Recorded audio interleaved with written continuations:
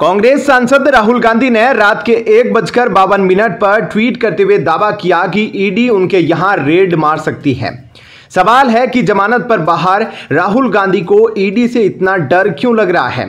राहुल गांधी ने शुक्रवार को दावा किया कि संसद में उनके चक्रव्यूह वाले भाषण के बाद प्रवर्तन निदेशालय ईडी के जरिए उनके खिलाफ छापेमारी की योजना बनाई जा रही है।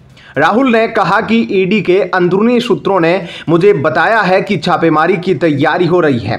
राहुल के इस पोस्ट के बाद यह अटकलें लग रही है कि क्या राहुल गांधी के आवास पर प्रवर्तन निदेशालय छापेमारी करेगा।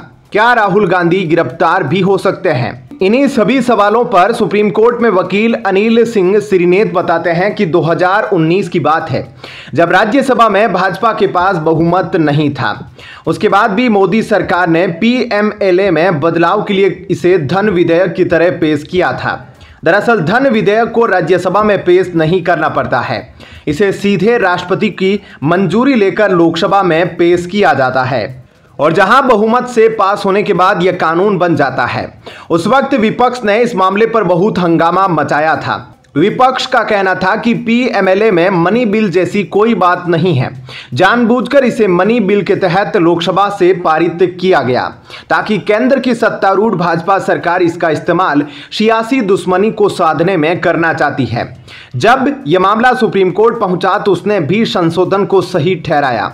सुप्रीम कोर्ट में एडवोकेट अनिल सिंह श्रीनेत कहते हैं कि प्रवर्तन निदेशालय के नियमों में जब बड़ा बदलाव किया गया तो इसके बाद से ही इसके राजनीतिक इस्तेमाल करने के बार बार आरोप लगते रहे हैं।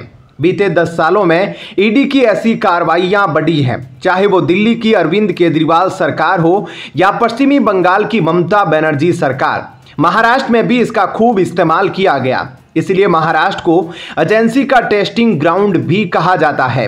एडवोकेट अनिल सिंह के अनुसार 2019 में नरेंद्र मोदी सरकार ने prevention of money laundering act PMLA में सबसे गंभीर बदलाव किए। इस बदलाव ने इसे काफी ताकतवर बना दिया। यूपीए ने अगर पीएमएलए के दायरे को बढ़ाया तो मोदी सरकार ने इसे और सख्त बना दिया। इस एक्ट के सेक्शन 45 में यह जोड़ा गया कि ईडी के अफसर किसी भी व्यक्ति को बिना वारंट के गिरफ्तार कर सकते हैं।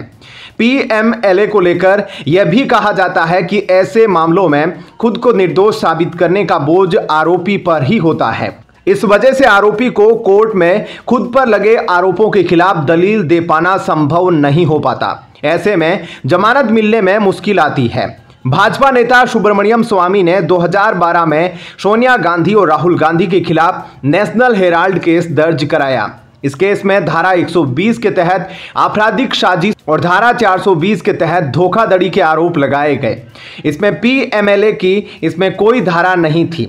हालांकि प्रवर्तन निदेशालय ने इस मामले की जांच के पीछे यह दलील दी कि इस मामले में इनकम टैक्स डिपार्टमेंट की चार्जशीट है और यह 2 धाराएं हैं। ऐसे में उसे इस केस की जांच करने का हक है, जबकि यह मामला 2019 के पहले का है। उस वक्त तक ईडी उन्हीं मामलों की जांच कर सकती थी जिनमें एफआईआर में पीएमएलए की धाराएं लगाई गई हो। ऐसे में आपका इस खबर को लेकर क्या कुछ कहना है, कमेंट सेक्शन में अपनी राय जरूर बताएं। धन्यवाद। जय हिंद।